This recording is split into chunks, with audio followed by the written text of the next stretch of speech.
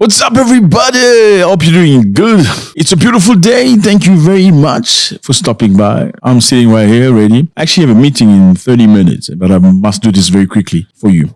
I'm going very quickly to interview a probable third wife. Yes, if she's good enough, maybe she's going to be my third wife. Yes, I'm polygamous. What do you expect? Good looking man, intelligent, looks good, dressed good, and I got money in the bank. There aren't many good men. There are plenty of good women, though. So who's going to take care of those?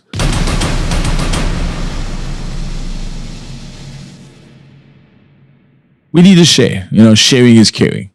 Okay, we are in Burkina Faso. Great stuff. Good news about Burkina Faso. I'm loving this country at the moment. The government has supplied 53 electric cars for government officials. Congratulations! Yeah! All right, so this is interesting because the idea is to reduce cost to the government. Reduce cost. Within the aim of reducing state operational costs, the Burkinabe government has equipped itself with electric vehicles. The transitional government of Ibrahim Traoré received at least 53 electric cars this Wednesday. 53 electric cars. Absolutely amazing. It's amazing. They've spent about 1 billion CFA franc, which translates to about $1 million.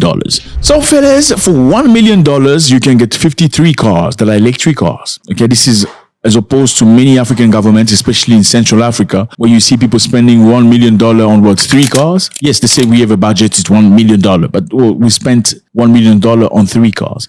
And I'm sorry, when I look at these people, I look at Ibrahim Traoré from Burkina Faso, I don't feel sorry for Africa anymore. I don't feel sorry because I know we do it on purpose. Your leaders do it on purpose so you can suffer. Yeah, people can be fine. This country is not receiving any money from World Bank or IMF. They're not receiving anything. They are contributing. So basically the president said to the people, bring a little bit of your salary, bring a percentage of your salary. We're going to put it in a basket and we're going to use the money from that basket to buy weapons, to fight terrorists, to buy stuff that we need to build our country, to build infrastructure, to build plants, to do all that stuff. And using the people's money to buy cars for government. So the goal is let's reduce government expenditures. Worth more than 1 billion CFA franc, these electric vehicles are offered by CEO of Yonghong International Group. So Yonghong International Group is a Chinese, obviously, company. Let me just remind you here that Burkina Faso is a very good relationship with China. What do you expect if the West treats you like you nobodies, like you have no intelligence, you cannot think for yourselves, you are not intelligent. Listen to this guy. His name is Joseph Borrell. He was talking about Africans. He says Africans are supporting Putin because they know nothing about Putin. They're not clever enough to think for themselves. It's just a bunch of Africans. He said that whilst people in Mali and Burkina Faso were working with flags praising Russia. And he said, no, don't worry about the Africans. They're just a bunch of Africans who don't understand who Putin is. As to say Africans have no brains to think. Russia is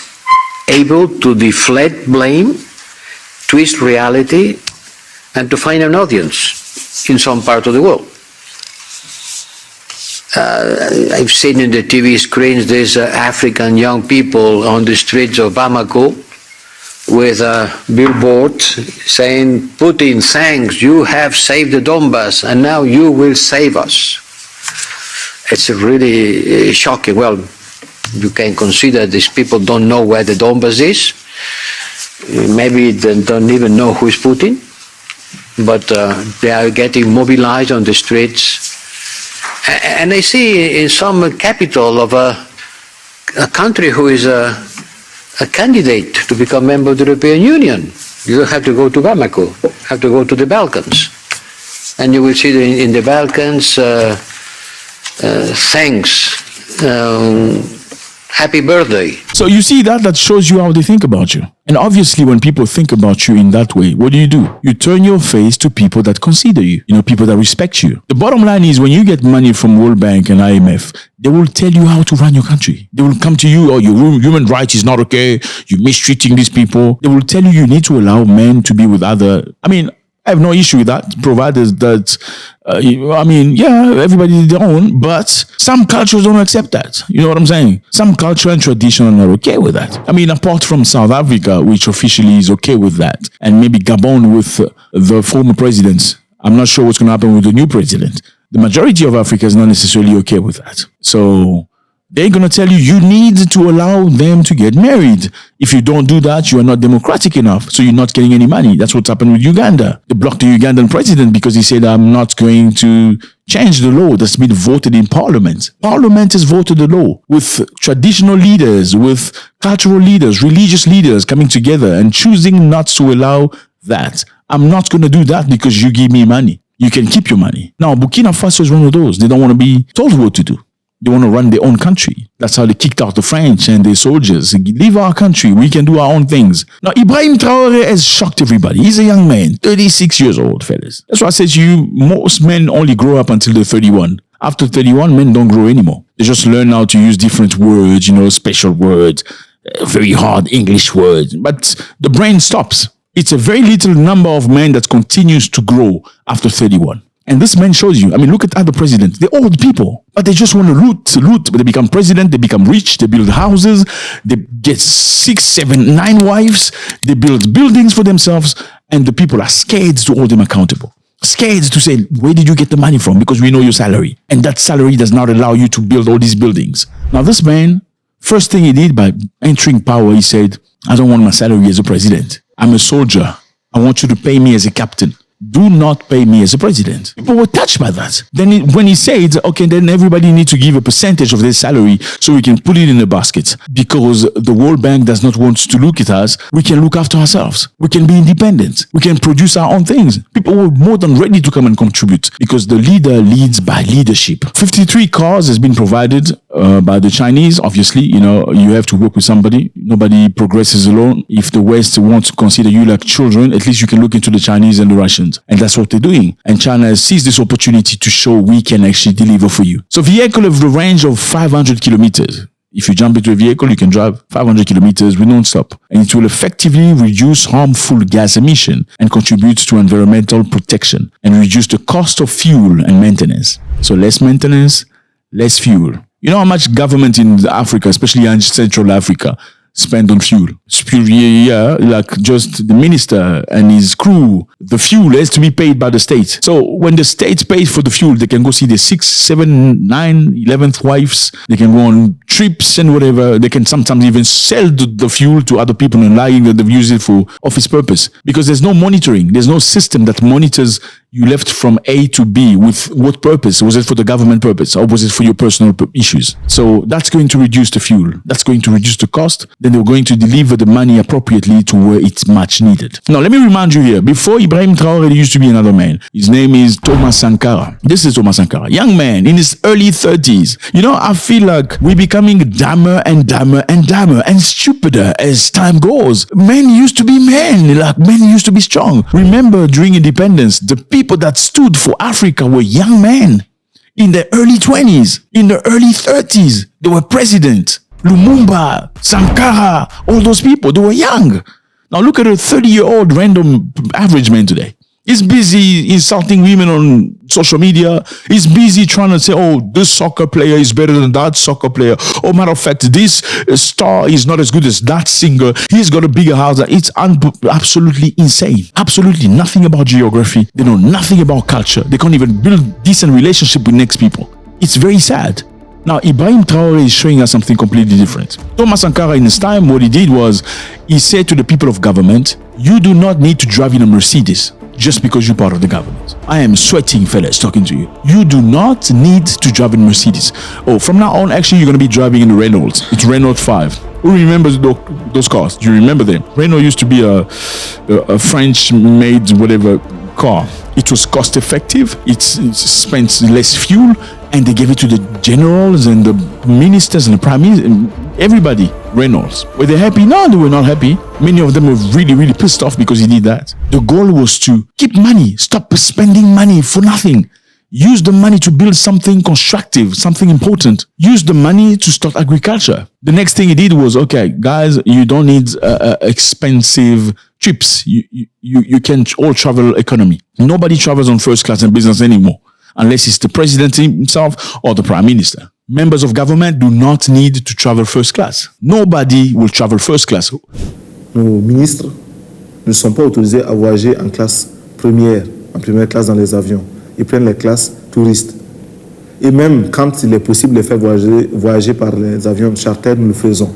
What did he say? He said, if you take off, if the plane takes off, whether you're in first class or economy, you're taking off. When the plane lands, whether you're in first class or economy, you are landing together. So there is no use for you to spend a lot of money on a first class ticket just because you're part of the government. Let's rather use that money to build hospitals, to build schools, and many other things. That's incredible. And this man clearly is following the full step of this great man.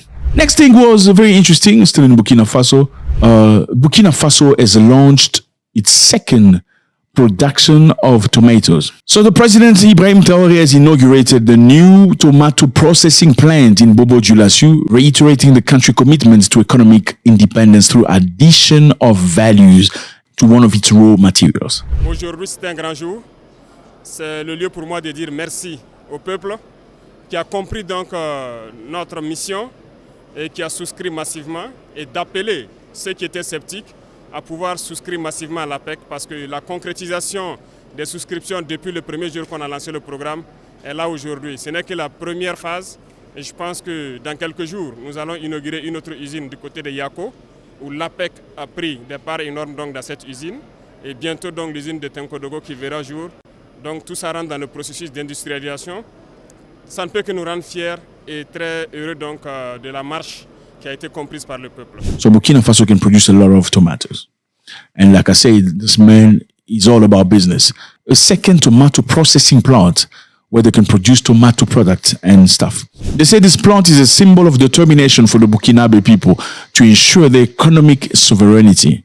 A lot of people expected them to crash after they kicked out the French. You know, they want you to stay beggars. You know, don't be beggars, be hustlers. And this man is not just a president, he's a soldier and he's a hustler. So Traoré welcomed the civic commitment, stressing the importance of supporting local initiatives aimed at creating added value jobs.